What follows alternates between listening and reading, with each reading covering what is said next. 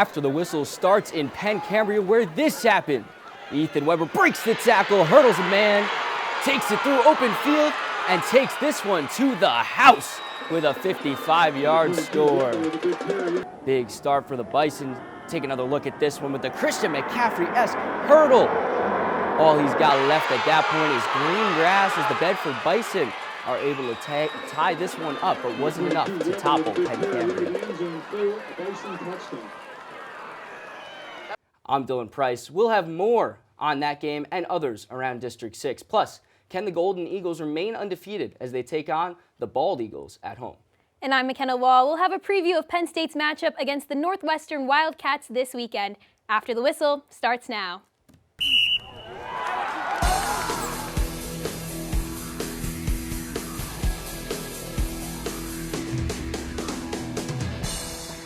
Let's go out to Mansion Park in Altoona for our game of the week between the Mountain Lions and the Cougars.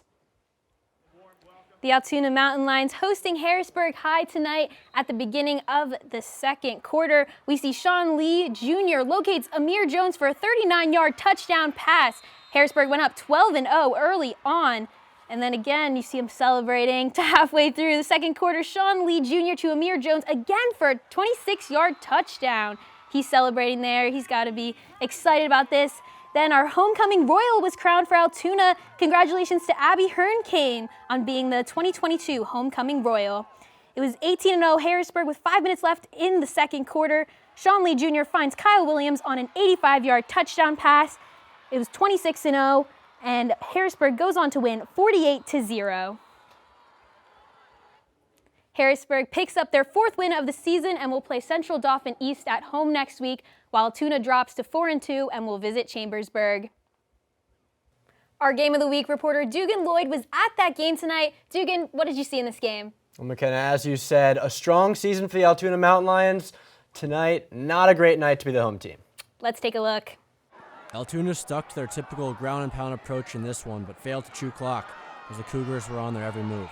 On the other side of things, Harrisburg used their speed advantage to spread Altoona's D out at will, as quarterback Sean Lee found his weapons in big play after big play.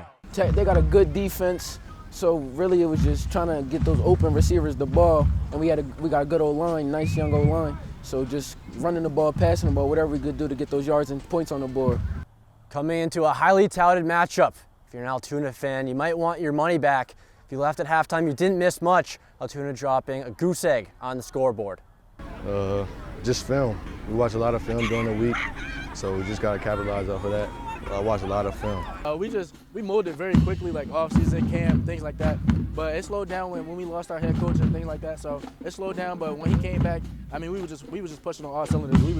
We all came together and we wanted to win this as a team. With this win, Harrisburg moves to 4-1 on their season and stays atop the Mid-Penn Commonwealth Conference. Altoona's next opponent, Chambersburg, is 0-3 in conference play right now. It'll be a chance for the Mountain Lions to get back to their winning ways. It's the battle of the undefeateds as the Bedford Bison head to Crescent to take on the Penn Cambria Panthers.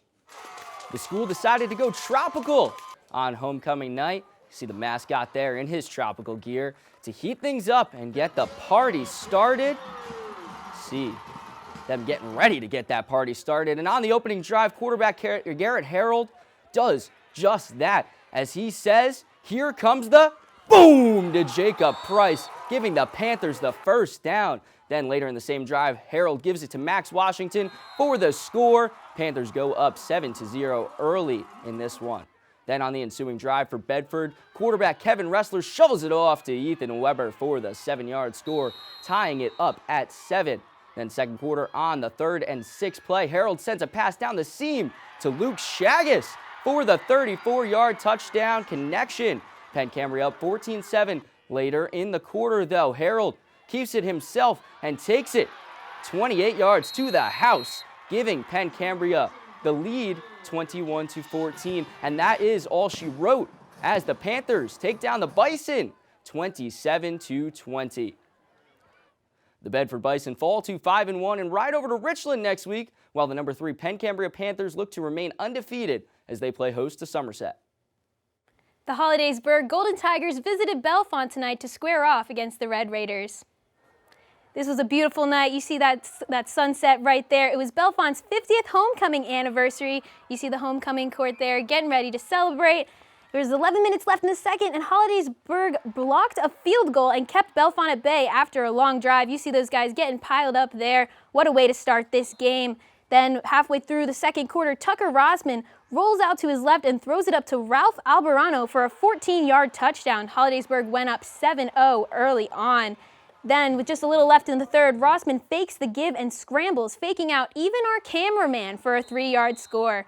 Hollidaysburg takes a 14-point lead, and then just a few seconds later, after a successful onside kick attempt, Rossman threw a near dime down the sideline to Caden DeLatra for 31 yards. Hollidaysburg then captures the field goal to go up 17-0. Drew Weiland runs a bootleg to the left, scoring a 3-yard touchdown, putting this game to bed. Hollidaysburg took a commanding 24-0 lead and would go on to capture their first win of the season, 31-0.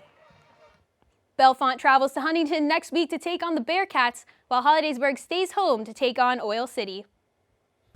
Let's look at some other scores from around the area. Penns Valley walks into Phillipsburg Osceola and takes care of business with a 41-14 win, and Clearfield blanks Huntington 42-0. BG steamrolls Central Cambria 35-3, while State College thumps Central Dauphin East 42-14. Mifflin County falls to Cedar Cliff on the road 28-14, and Chestnut Ridge ekes out a 32-29 win over Westmont Hilltop.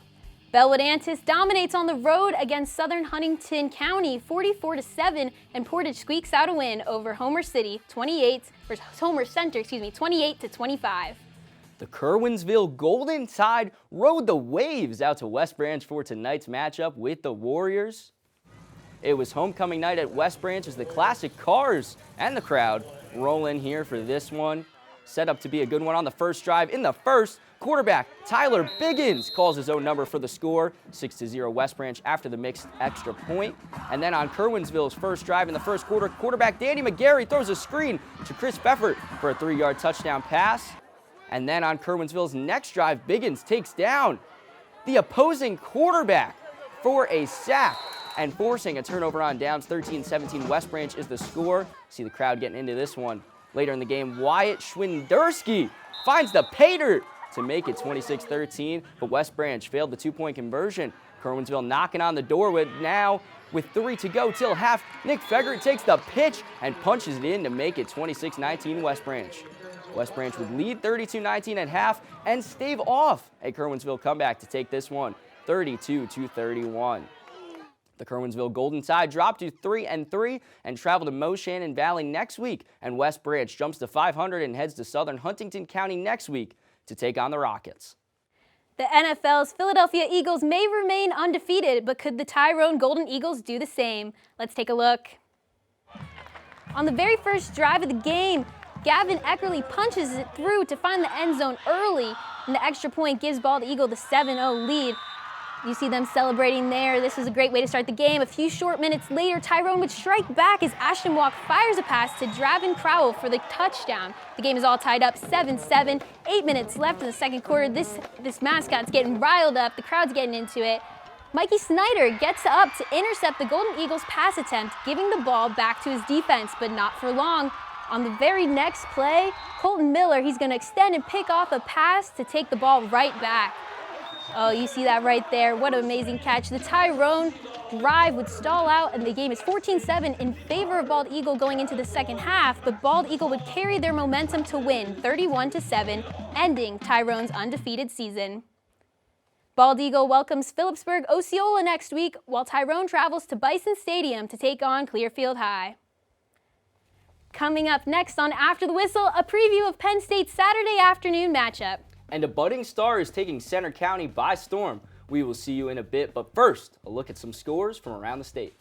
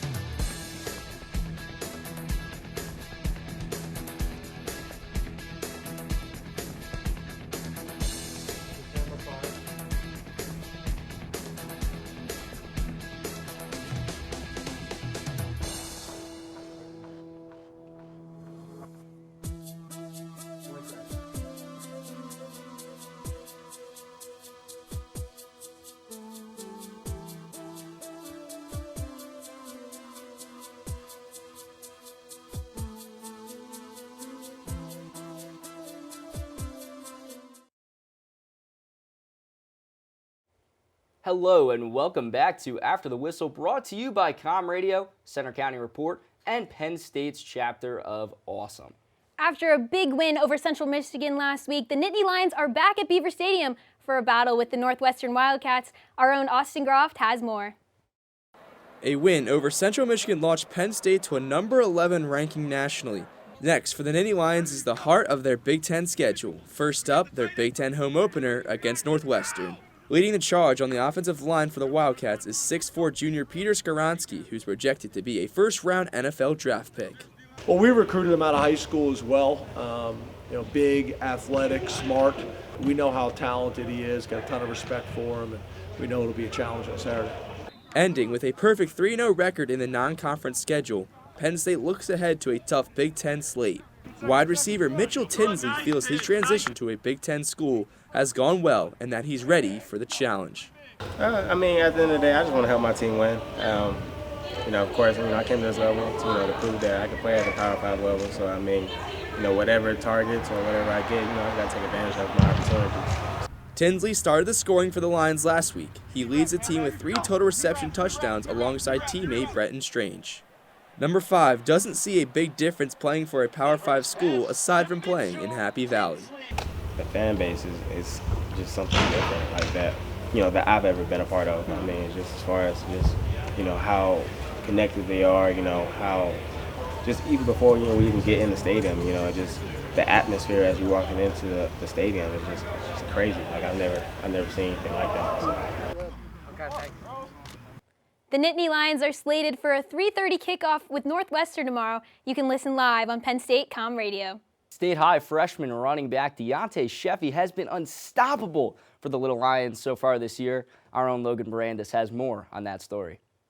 Well, we don't have any highlights from the State High Little Lions tonight. They have been dominating to start their season so far, and a young star has been their factor in the success. Let's take a look. Last season, the State High Little Lions made a deep run in the District 6 playoffs. But with the team already as talented as it is, it's a freshman running back who's led the way to start the 2022 season. Through the first 5 games, Deontay Chevy has paced the State High offense and has averaged over 38 points per game. At an age where most haven't even thought of SATs or college essays, this State High freshman running back is putting District 6 on notice. Chevy already has over 600 rushing yards and 8 touchdowns through his first 5 games, good enough for over 8 yards per carry. That success came as more of a surprise for Chevy, who's trying to help the Little Lions recapture some of last season's glory. No, I never envisioned it. I just got good coaching and good teammates right by my side. It feels good, and it feels like we can do better, do just as good as last year. State High has rolled through most of its opponents thus far, winning 3 of its games by multiple possessions.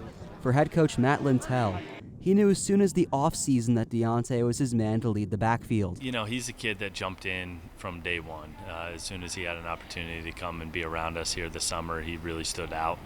Played multiple positions throughout the summer. 7-on-7 playing running back's not as much fun, so he jumped in as slot receiver and did a great job there as well. And then once the pads came on, we slid him back into that running back slot, and he's really excelled, and he's done a tremendous job. While the future looks bright for the freshman running back, Lintel prefers to focus on the present. I think we're trying to stay really present and 1 week at a time, 1 day at a time. I think he's got a very bright future, not just because of his talent, but because of who he is and the work ethic that he brings each and every day. Reporting for After the Whistle, I'm Logan Barandis. Chevy and the Little Lions defeated Central Dauphin East 42-14 tonight and are now 6-0 on the season. Deontay Chevy, what a guy. We saw him take some hard hits last week. He came in and got a touchdown. It was excellent for him. He's got the fight in him. Yes, some are even saying, McKenna, he might have that dog in him. That's right, Dylan. Well, that's all for tonight's edition of After the Whistle. For all of us here, I'm McKenna Wall. And I'm Dylan Price. Join us next time. We'll be back with more District 6 action right here on After the Whistle.